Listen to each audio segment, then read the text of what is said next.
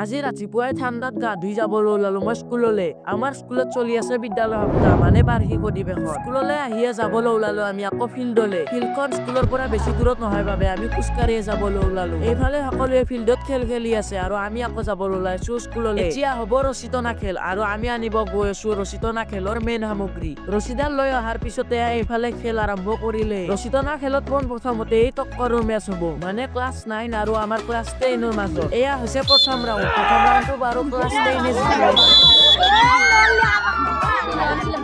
তাৰপিছত হ'ল দ্বিতীয় ৰাউণ্ড বা ফাইনেল ৰাউণ্ড আৰু সেইটোতো 9 হাৰিলে মানে আমাৰ ক্লাছ 10 জিকিলে।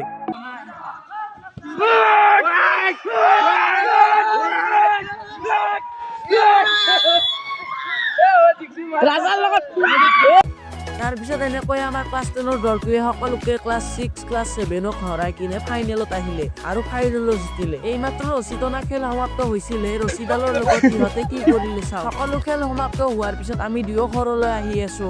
ঘৰলৈ আহি আকৌ ভাত খালো। ভাত খোৱা হোৱাৰ পিছত দেখিলো যে মায়ে মোৰ বাবে এযোৰ চেণ্ডেল আনিছে। আজিলৈ এৰিছো, আকৌ নেক্সট ভিডিঅ'ত লগ পাম।